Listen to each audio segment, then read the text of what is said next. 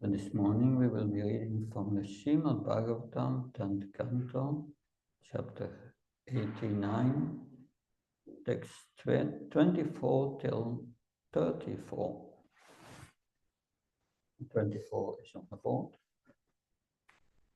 Om Namo Bhagavate Vasudevaya.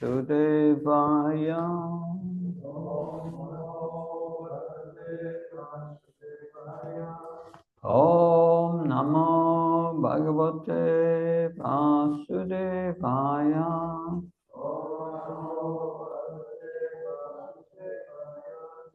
Om Namo Bhagavate Vasudevaya.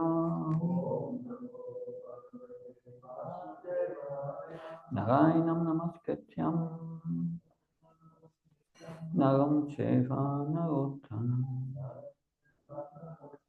Devim Saraswatim Vyasam Tato Jamudiyayat Nastabhesya Bhadrasya Nityam Bhagavatasevya Bhagavati Uttamasloke Bhakti Bhavati Naistike.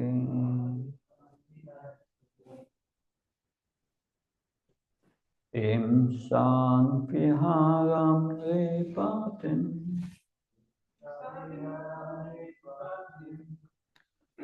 Dosilam Machitandayam Prajapachantya Siddhante Daritra Nitya Dukkita Himsa Viharam Lepatim Dosilam Machitandayam Prajapachantya Siddhante Daritra Nitya Dukkita Himsa Viharam Lepatim Dosilam Machitandayam Prajapachantya Siddhante Daritra Nitya Dukkita. Please repeat. Himsa Viharam Lepatim Dosilam Machitandayam Prajapachantya Siddhante Daritra Nitya Dukkita Himsa Viharam Lepatim Dosilam Machitandayam Prajapachantya Siddhante Daritra Nitya Dukkita. Ladies. Himsa Viharam Lepatim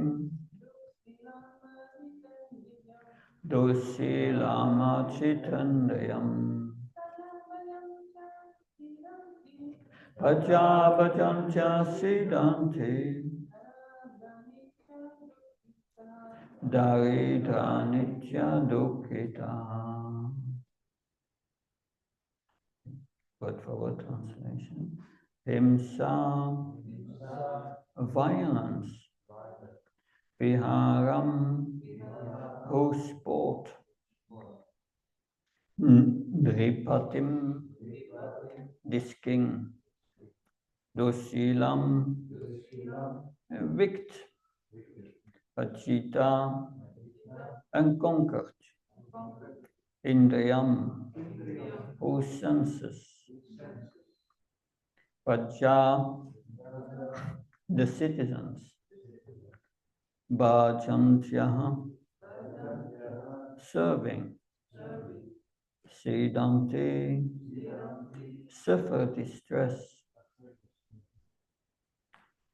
Daridra, poverty stricken, Nitya, always, Dukkita, unhappy. The translation and purport by that is no purport, the purpose of the previous acharyas. But anyway, translation by the disciples of A.C. Bhaktivedanta Swami Srila Prabhupada ki. Citizens serving such a wicked king who takes pleasure in violence and cannot control his senses are doomed to suffer poverty and constant misery.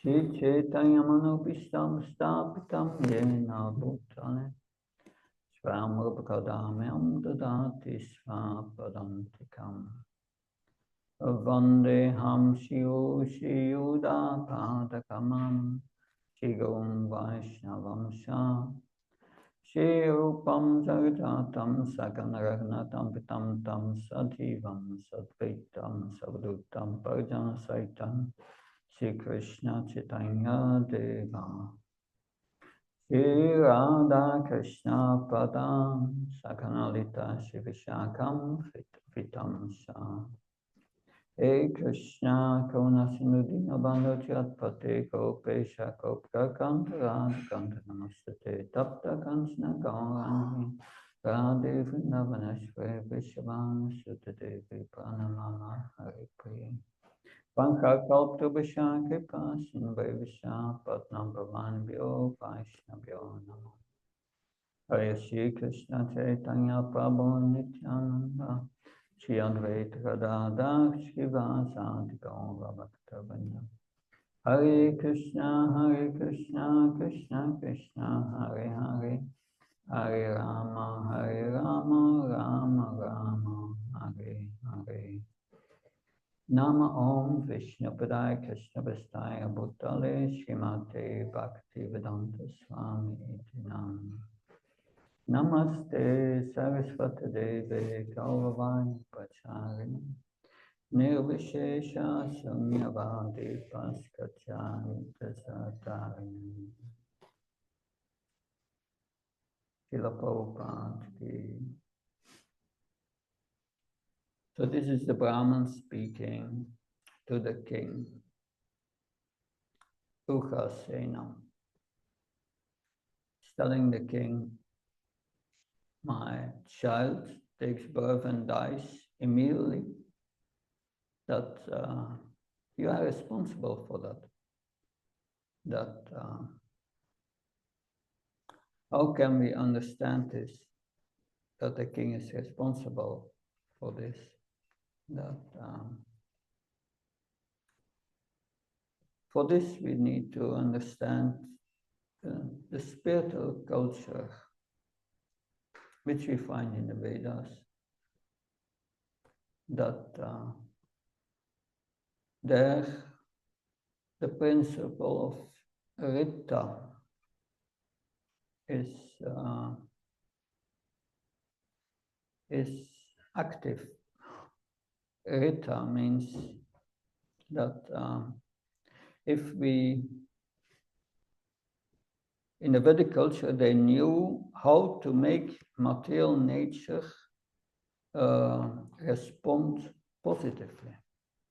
They knew the art how to do that. And this art is to sacrifice. It's also recommended in Bhagavad Gita that Shaknachta karmano yatra lokayam karma bandhana. Sacrifice has to be done to Lord Krishna. That So that's the principle. You see, the Vedas have great sacrifices were held to Brahma, Shiva, and Lord Vishnu. But the goal of the sacrifice was to please Lord Vishnu, or Krishna, because Vishnu is an expansion of Krishna. That was the goal. And this principle we find in Bhagavad Gita. There it's said about, in the 3rd chapter, the cycle of sacrifice is explained that because one has to do one's prescribed duty. Prescribed duty, we hear, is following the Varnashram, but Varnashram is meant for Haritoshram, for pleasing the Supreme Lord. And so if we make offerings to the demigods are like priests who offer it to Lord Vishnu. That if we make offerings, then all the necessities of life will be provided by the demigods automatically. So that is the reaction. But one must do one's prescribed duties, and prescribed duties are explained in the scripture. Now, this is a Brahman. He's not speaking just some words. He's based on scriptural evidence what this Brahman is saying here. And that is what Jiva Goswami mentions on the commentary of this verse. It said, this Brahman gives scriptural evidence for the death of his son because of the king's negligence. So that brings the responsibility of the king in the picture. The king must organize this sacrifice for everyone's benefit. And in other words, the king must be engaged in devotional service to Krishna. In so many forms, 9 forms of devotional service. Shravana Kirtanam Vishnu Smaranam Archanam Varnam Dasyam Satyam Atma Nivedan. 9 forms of devotional service, hearing about Krishna, remembering Krishna, speaking about Krishna, and so on. And the duty of the king was to see that everyone was engaged in his prescribed duty. And if that is done, material nature will respond positively. That was if the king was pious, then the citizens would be happy. It's not going in one direction. This is the king's responsibility, but you have also the citizens' responsibility. It is said King Prithu, when he was reigning the world, and thus mentions there, he gets 1/6 of all the pious reactions of the people, but also 1/6 of the sinful or bad reactions. But yeah. Of all the pious karma of the people, but also of the bad karma. But that's not only for the king. If you are a parent, you take care of your son, you get the same. Your son or daughter, you take responsibility. Or someone accepts disciples, same thing.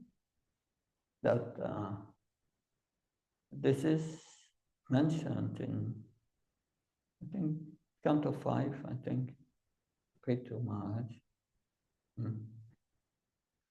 So, in other words, this Brahman was saying, this king is not doing his duty, It's not engaging in devotional service. It's not engaging others in the varnashram, in devotional service. Shiva Goswami says this king takes pleasure in violence because of his wicked nature, which is caused by uncontrolled senses. Those who serve such a king suffer. How do they suffer? They become poor and are always feel pain from various lamentations. If the rulers are not pious, the people suffer. Are the people suffering in Belgium for the moment? No one is suffering. Everything is okay. No, there is serious suffering. And we see the quality of that reflects the quality of the rulers also. Of course, Sanatana Goswami says, he explained the cause for the death of his infant by blaming the king. You say by blaming the king, but is it the fact that Ugrasena was neglecting his duties? No, we will see there is a whole purpose behind this pastime. And Krishna is organizing the pastime. That we will come back to that at the end. But we have to go first to these 10 verses. The 10 verses, there are no purpose practically, but there are commentaries of our previous acharyas. So Sanatana Goswami said he explained the cause for the death of his infant by blaming the king. The king kills animals or torments the citizens for play. This is because of his wicked nature, caused by uncontrolled senses. Citizens who serve such a king by giving taxes decline. They become poor and always suffer. They experience various types of suffering. Text 25. Evam tvitiyam viprasis triyam tvenam evacha Vrichyam sanipadvari tam katam samagayata. The wise Brahman suffered the same tragedy with his second and third child. It happened again and again. Yeah. Each time he left the body of his dead son at the king's door and sang the same long song of lamentation. So Vishwanath Chakravarti Thakur said, the Brahman loudly declared such words, Tam Gatam, you are a hater of the Brahmins, when the second and third son died. Jiva Goswami says, the word Shah, that means more. The word Shah indicates that there were a total of 9 deaths. Since he was a sage among Brahmins, he was faultless, fully qualified. The Brahmin made the same statement, that the king hated Brahmins, since he took pleasure in violence, etc.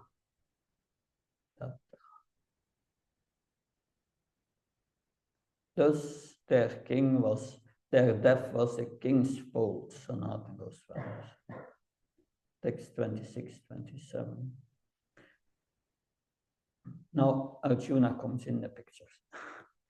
Tam Arjuna upasrutya karichit kesavantike parite navame bale brahmanam samavasata kim svit brahmam stam nivase yanasti tanuda Rajanya bandhu ete vai Brahmana Satrama Sate. When the ninth child dies, Arjuna, who was near Lord Keshav, so Krishna is there, happened to overhear the Brahman lamenting. Thus Arjuna addressed the Brahman. What is the matter, my dear Brahman? Isn't there some lowly member of the royal order here who can at least stand before your house with his bow in his hands? The Kshatriyas are behaving as if they were Brahmins, idly engaged in fire sacrifices. Interesting. Vishwanath Chakravarti Thakur. Yeah. It presents it in a different way. So is there not even a low Kshatriya here who has respect for the Brahmins? What kind of profession is this? Saying this, Arjuna arrogantly glanced around at the people standing there. Please say what the Kshatriya should do in this critical situation.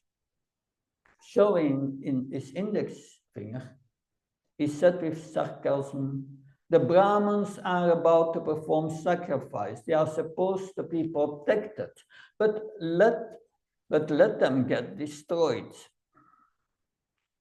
Quite heavy words Arjuna is speaking here. Then there is a commentary of Shiva Goswami. Hearing through others about his complaint while he was with Krishna, he came to the Brahman and spoke loudly to console him. So he wanted to console the Brahman. Arjuna addressed him with respect. Oh, Brahman, in order to pacify him, oh, Brahman, he said. So in order to pacify him, gain his trust, and indicate the fault of others present who were indifferent to him. Can a lowly Kshatriya not protect you? What to speak of a real Kshatriya? Why indicate similarity?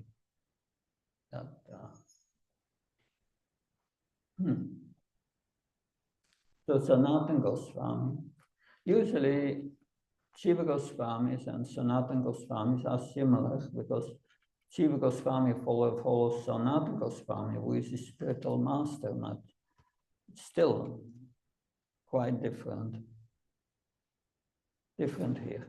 When the ninth child died, Arjuna, who was near Krishna directly, the supreme lord or the killer of Keshavasya, heard nearby or from others the lament of the Brahman. He approached the Brahman and spoke loudly in an indirect way to appease him. O Brahman, directly the form of the Vedas. By this he indicates the excellence of the Brahman and confirms the fault of the king. Why is there no warrior at your house in Dwarka? The unqualified Kshatriyas living here are only Brahmins who perform sacrifices. So we see here, Arjuna says, yes, well, why are the Kshatriyas not doing anything? They should protect this Brahman, that is their duty.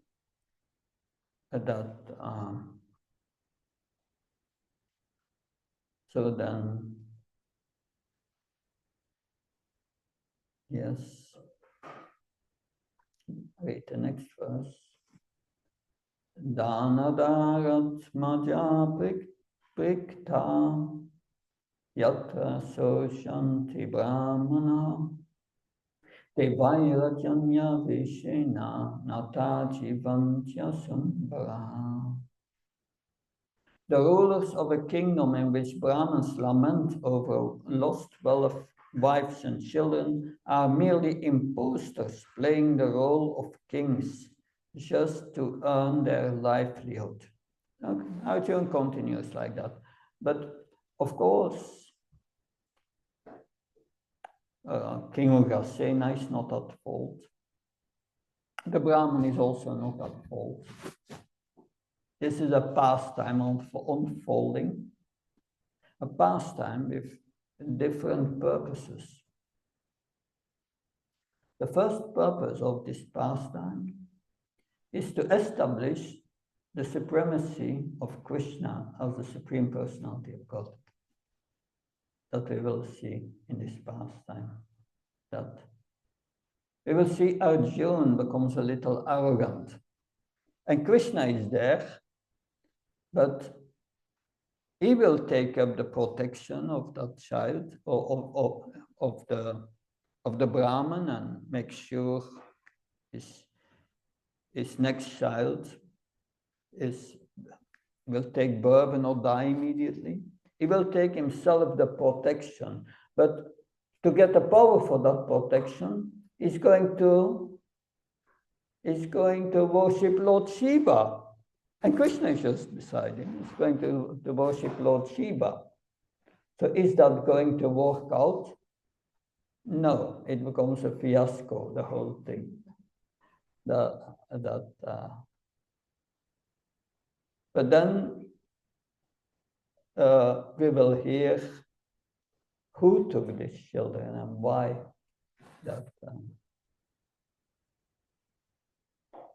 So Vishwanath Chakravarti Thakur says, here the proof of the low quality Kshatriya present here. When Brahmins lament because of loss of wealth, wife, or children, where Kshatriyas live, such Kshatriyas are only imposters. Shiva Goswami said, Arjuna supposes the worst situation.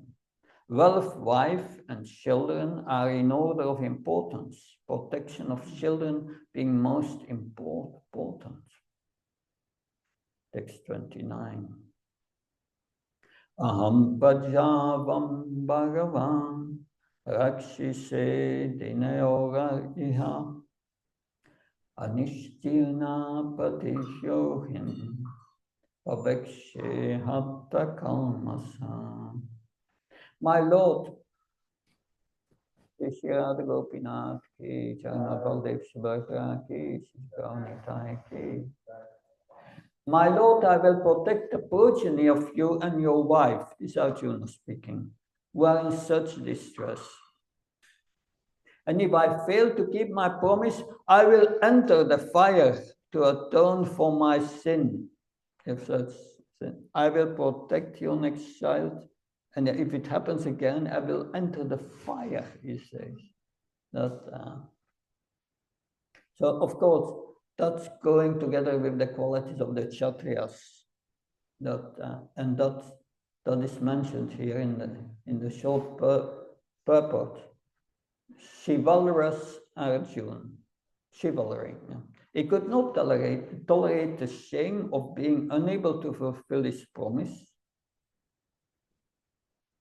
Of course, Krishna says that in Bhagavad Gita, Sambhavitasya sakirtir marana atirichyate. For a respected person, dishonor is worse than death.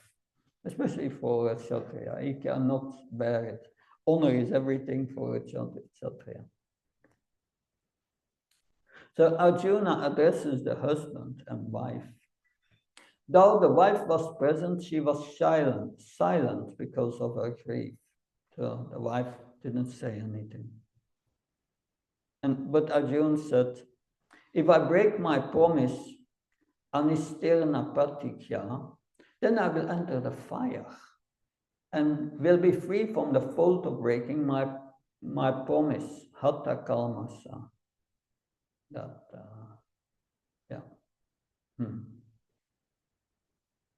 Then text 30-31. Shri Brahmana Uvacham. So does the Brahman going to reply? Is he going to be happy with what Krishna says, what Arjuna says? We will hear. Sankarsana Vasudeva Padyumna Tvaminam Vara Aniruddha Pratirato Natratum Saknu Vantiyat. Tat katam nubhavam karma duskaram jagadishvarai. Tvam sikirsasi bhadisyat tanashkadat mahe frayam. The Brahman said, neither Sankarshan, Vasudev, Pradyumna, the best of bowmen, nor the unequaled warrior Aniruddha could save my sons. Then why do you naively attempt a feat that the almighty lords of the universe could not perform? We cannot take you seriously. So the Brahman sees the reality. He says, this is caused by higher authorities that the Supreme Lord. And what can you do then? That if the Supreme Lord cannot does not do anything, so we cannot take you seriously. So, na shadat mahe, he says, we do not believe this. That Jiva Goswami said, by giving the skeptic phrases along with Pradyumna and Aniruddha, he indicates that all four were of similar strength. So that is the Chaturvyuha, that Vasudev, Pradyumna, Aniruddha, Sankarshan. All four similar strength. They were not enthusiastic to destroy obstacles in protecting my children. So it must be, it's my bad karma and it's created by the rules of the universe. How can you protect the children? As also mentioned in the Bhagavatam in the 7th canto by Prahlad Maharaj, that even a doctor may give the best medicines and treatment to a patient, and still he may die. That similarly, a father, a mother cannot protect their children, that unless the Supreme Lord sanctions. That so Sanatana Goswami says, Sankarshan is he who attracts or pulls all hearts by his glories. Vasudev he was born from Vasudev to manifest his unlimited powers, because they are famous. Their glories are not further described. Pradyumna is described. He is the best of the bowmen.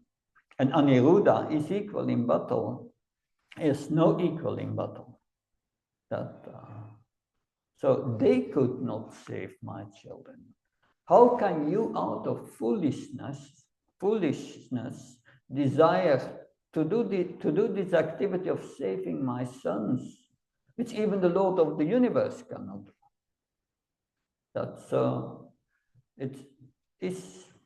The word new indicates surprise. He did not consider the matter carefully, Arjuna. So what type of person are you that you desire such an activity? We cannot believe this, so yes, a strong lack of belief. 32. Arjuna is going to reply again. Shri Arjuna Uvacha. Naham sankarsano brahmam na Krishna karshnirevacha. Hamva Arjuna nama kandivam yasya vaidanahu. Shri Arjuna said, I'm neither Lord Sankarshan or Brahman, nor Lord Krishna, nor even Krishna's son. Rather, I'm Arjuna, wielder of the Gandiva bow.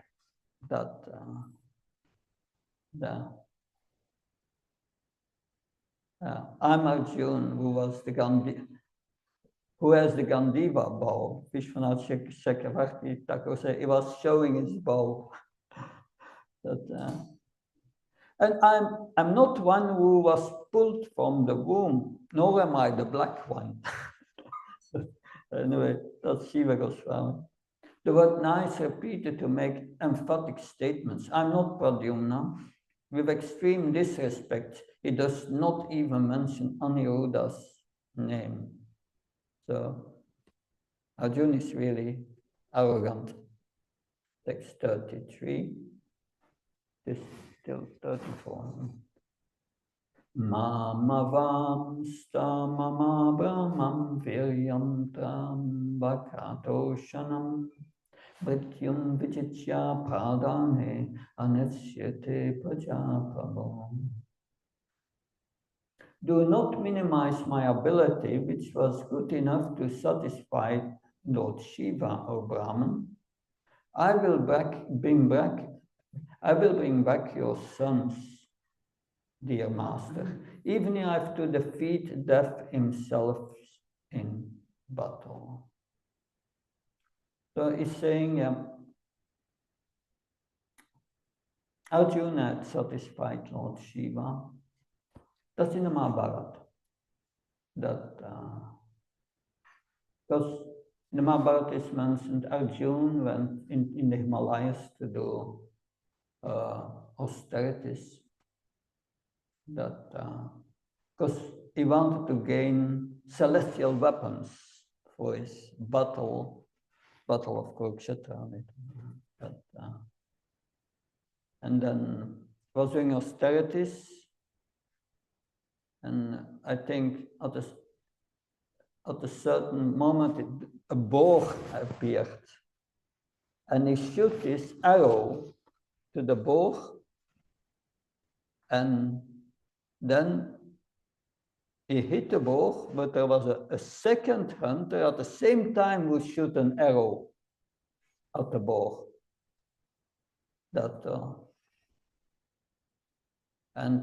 Was a boar or deer. And then the other hunter, who was like a tribal man, said, I killed the boar. And Arjuna said, no, it was me. Anyway, they started a fight. It was a fierce fight. And Arjuna could not defeat the tribal man. But then the tribal man showed himself later to be Shiva. And Shiva was really happy with his battle, with his art of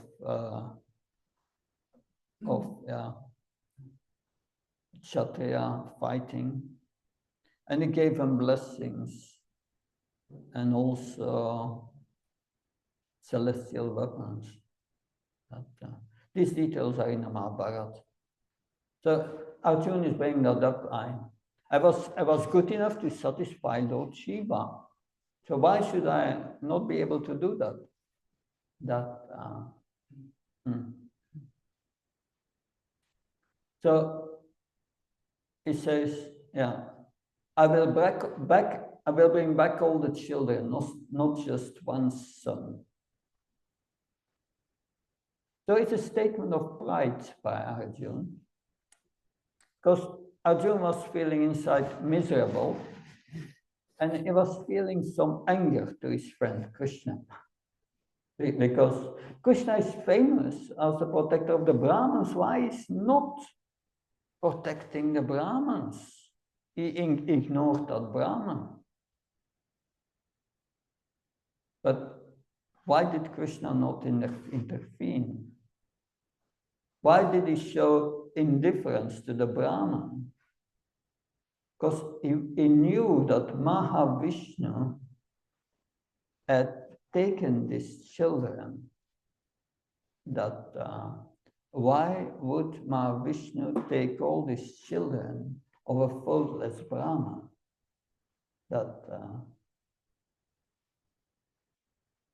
That's the essence of this pastime.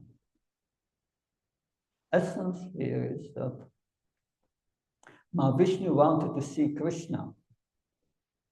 But then the question is, why is Mahavishnu wanting to see Krishna? That important question. That because Krishna is the Supreme Lord. That's the reason. That can be the only reason, because that yeah. So that's what all this pastime is about. Lord Mahavishnu wants to see Krishna, and he wants Krishna to come with Arjuna to recuperate his children. That so Sanatana Goswami said, do not disrespect my power, Arjuna is saying. And he elaborates this to everyone. It should be known that I've satisfied Lord Shiva, who was disguised as a tribal man, that it was pleased with my equal strength. So we find that in the Mahabharata, that but to console the Brahman, he makes a promise that I will bring back all the children who died, not just the 9th son. That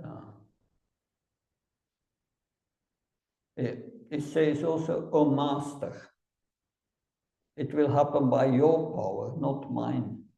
So still, Arjuna is displaying humility.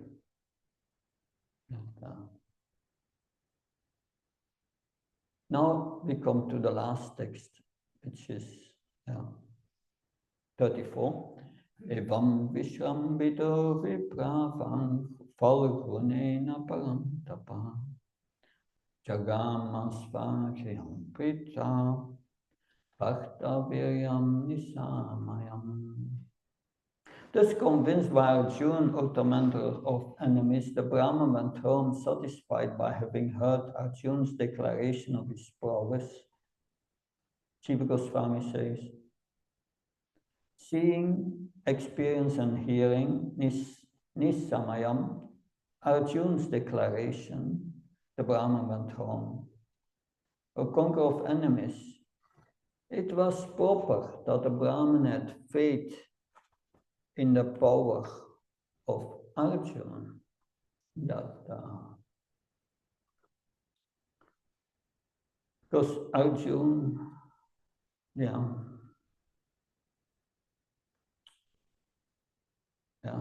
it was proper that the Brahman had faith in the power of Arjuna, your grandfather. That is, of course, Sukadev Goswami speaking to Maharaj Parikshit, and he said, because his grandfather was Arjuna. That as he had described since he has produced you also with similar qualities. So Sukadev Goswami is indirectly saying this. You had similar qualities, Maharaj Parikshit, like your grandfather Arjuna. And there's such a similarity here, which is very interesting, that Arjuna was the instrument for Krishna to speak the Bhagavatam, but to speak Bhagavad Gita. So Arjuna facilitated the speaking of Bhagavad Gita, helping Krishna. And Maharaj Parikshit, he's facilitating the speaking of the Bhagavatam. That's interesting. But what do we learn here? First, the ultimate control over life and death belongs to the Supreme Lord. only to the Supreme Lord. We will see in this pastime that Arjuna, despite his prowess, his great power, he will fail, and only Krishna will succeed.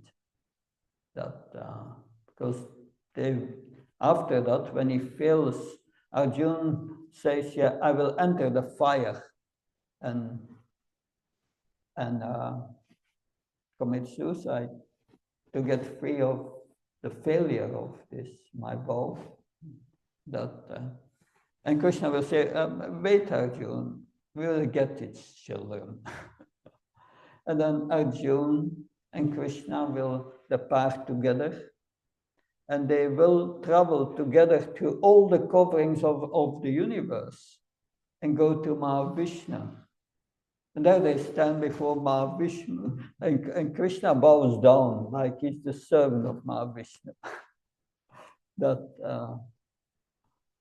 then Mahavishnu will say, "I took these children because I wanted to see you."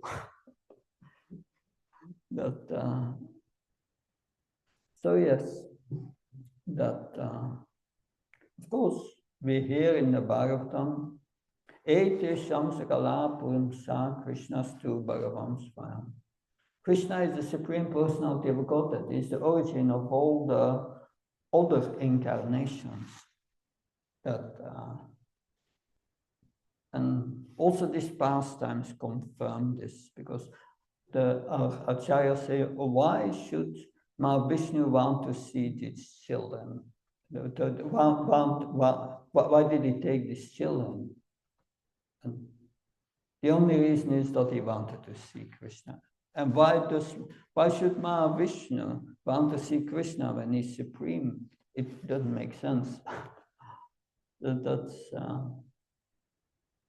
So Mahavishnu, not one time here,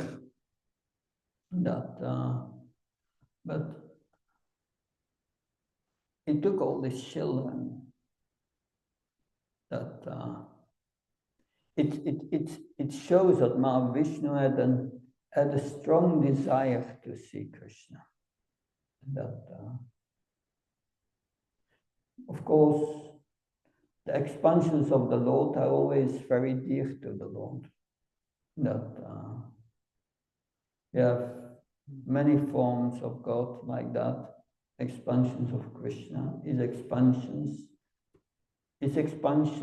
his lila, it's all eternally connected. And but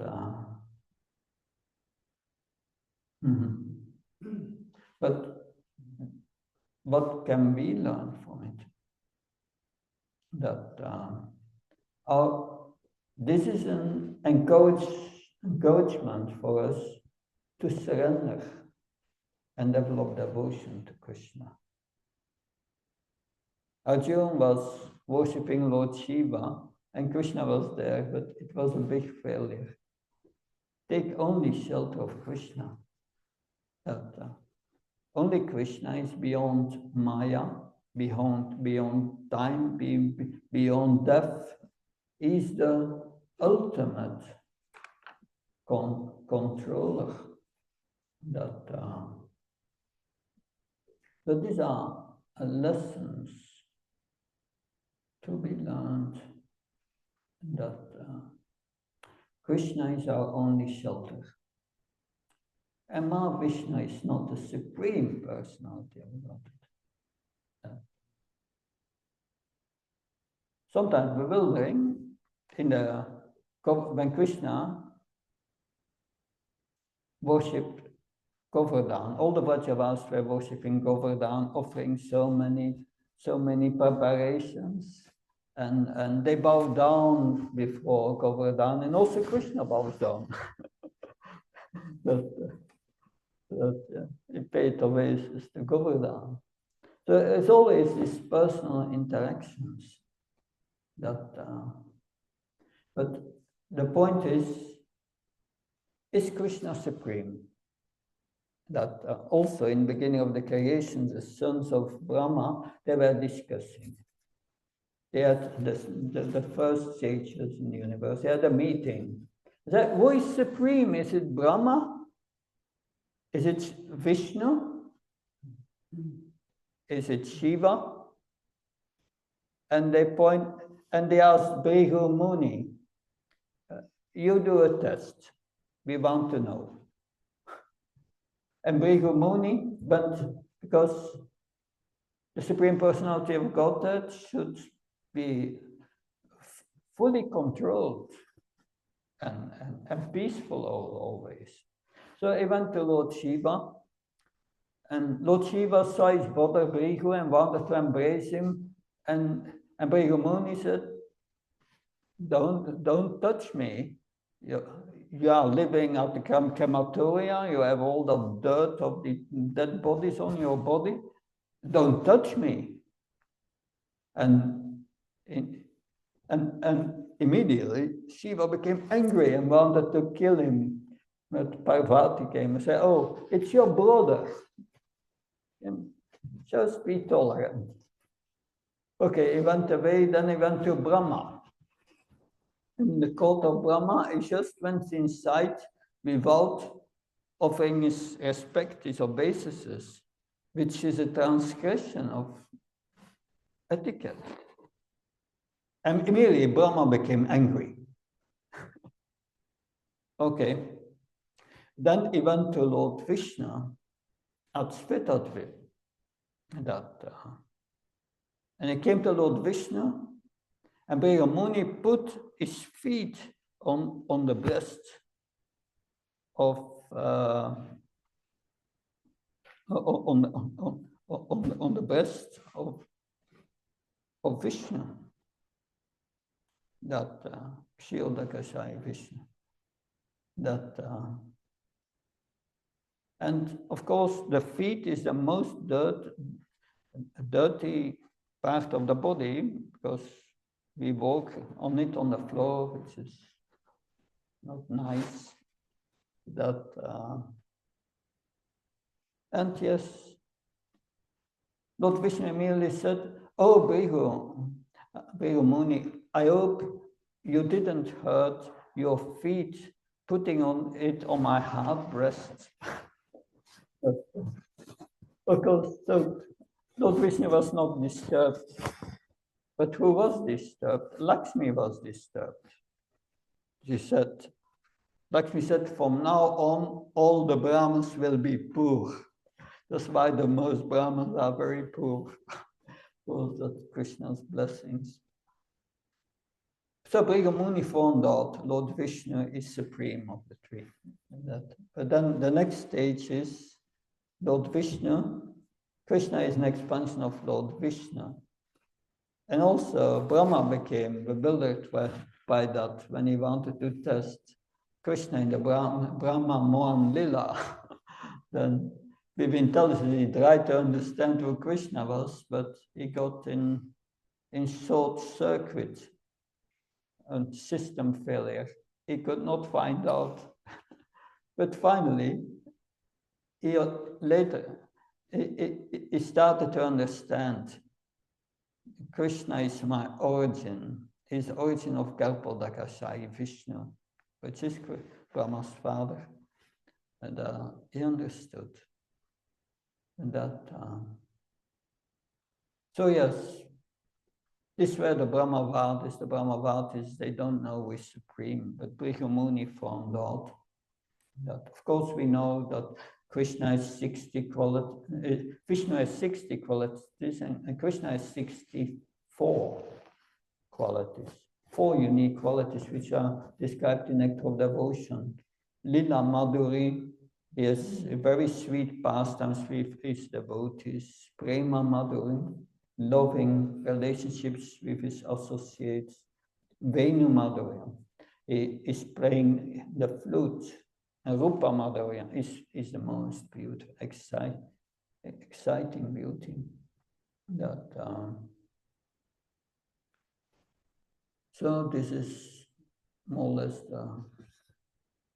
what I could say on this pastime, which is at the end of the 10th canto here.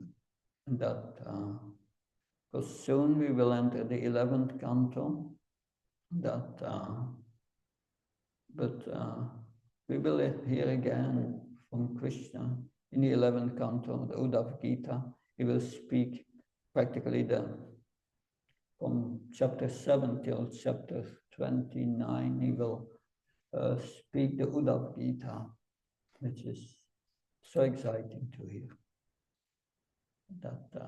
So I will stop here. Any comments, questions? Yes. Maharaj, beginning you said that the guru suffers, and also the king and the parents, they suffer 30%? No, yeah, 1/6. A sixth. Yeah. A sixth of the bad karma of Yeah, that's in the Bhagavatam. the children, the followers, yeah. inhabitants. Later in the class, I think I heard you say that when the inhabitants serve a bad or evil king, they will also get sinful reactions from that. That's the way around. Yeah, that's also there. That's also there, obviously. But it's a different principle, and I try to understand because when the king, that's a principle of responsibility. Yeah. That's why it's the bad reactions from inhabitants. Mm-hmm. But the other way around, it seems like the inhabitants, they don't really have a choice. They are forced to serve that king from their. Yeah, and that is our unfortunate situation in Kali Yuga. That is true.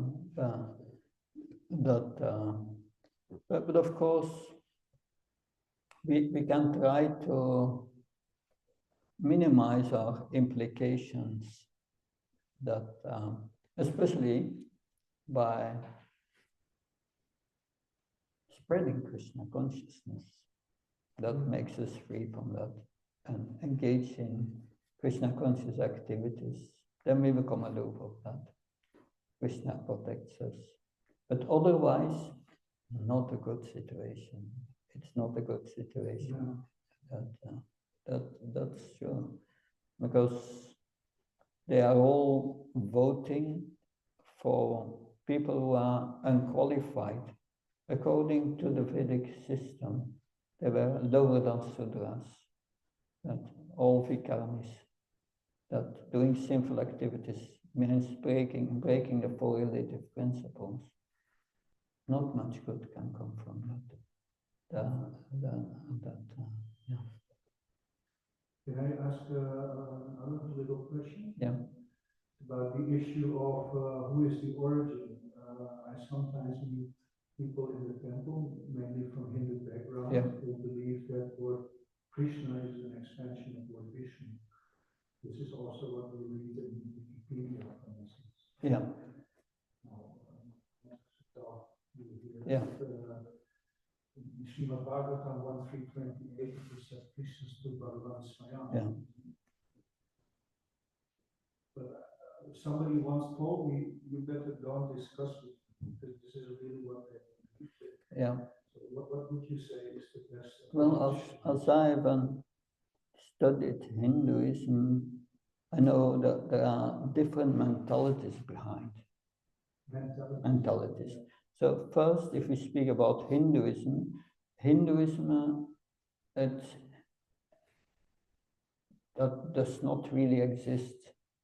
It's a conglomeration, or we can say a family of religions, different religions, which have the same roots, the Vedas. But they are completely different, all this, and they have all different understandings about the absolute truth. The followers of Sankaracharya, they say Brahman is the absolute truth. And this Mayavadi say Krishna is just an appearance from the mode of goodness in this world, but it's also material, temporary. So they are offenders of Krishna. So it's best not to discuss with them, because they will make offenses when they speak. So better not to discuss. If they start saying this in the temple, then I find it difficult not to respond to that? If this happens in the temple. Yeah, and that. But usually, it's better to tolerate because we are before the deities, and of course we have to defend Krishna, but we can make statements without going into a discussion, well, because the discussion is useless. But we can make statements that prove Krishna is the Supreme Lord by quoting scriptures. It's not only Eti Shamsakalapam Krishna to Bhagavan, but also Bhagavad Gita, Sarvasya Parva, Matsavat Vartate. And Krishna says, I'm above material nature, and so on. He explains that all. So, yes, what can we do? That makes it more easy for us Westerners many times to accept Krishna. If you are born in India, in one of these traditions which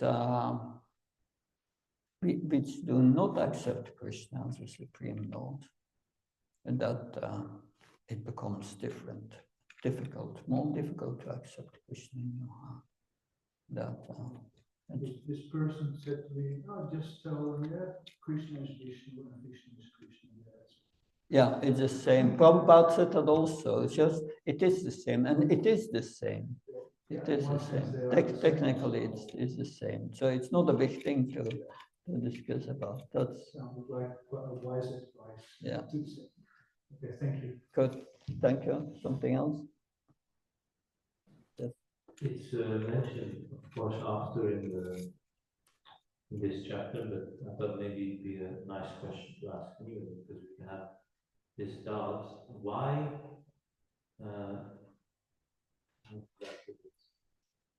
Normally you understand if someone wants to see someone, usually you expect the subordinate maybe to come, but now Vishnu is expecting Krishna to come all over there. So why didn't Vishnu go to see Krishna if he wanted to see?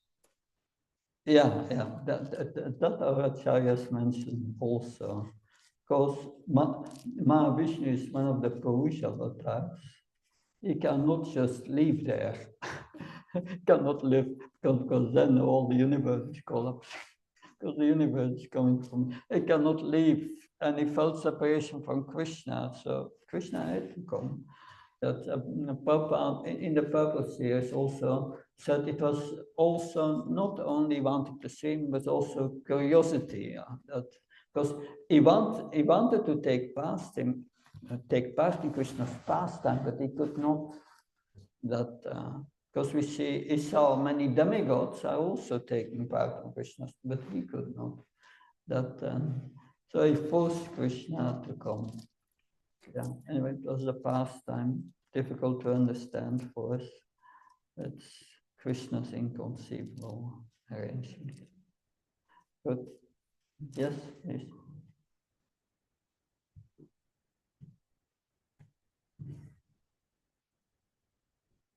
In the beginning of the story, Brahma, his logic is that it happened because of the king. And the king didn't perform his duties properly, and that's why the trouble seems that, and that's why we can blame. It isn't his logic. And then we know from Krishna, this is a different understanding, and reality is different. So then, looking at our experience, how can we know when it is, how to use the logic in a Krishna conscious way, or how to expect the logic to be Krishna's way? So that's that's a good question. I would say the first thing on your observation is, the Brahman, he blamed the king, but he had also in mind, when he spoke to Arjuna, that if the Supreme Lord did not protect my son, how can you? So he was aware something more was going on. the Brahman, seemingly. But yes, he was viewing scriptures and his logic was based on that. But the issue here is that logic, nyaya, is a mundane instrument. It's the function of the brain and the subtle body, the intelligence, that faculty of discrimination. But this discrimination is based on our experience of the duality of this world. But Krishna is beyond that. So we can think this is logical because this is following certain pattern of thinking and certain laws in this material world. It's logical. But Krishna is trans-logical, is beyond logic. And therefore we cannot understand him just by merely intelligence. It does not mean that intelligence has no function in Krishna consciousness. It has a function to understand Krishna, but the jnana itself will not bring us to understanding Krishna. It must come to vijnana, realized knowledge. Realized knowledge is not realized to the brain, but to the heart by realization. And the factual knowledge you must have is to be connected with the spiritual energy, and especially Ladini Shakti. Then you can know something about Krishna. We can never know Krishna completely, but something. I hope that helps. Hare Krishna. Thank you. Shantara Srimad Bhagavatam ki, Srila Prabhupada ki.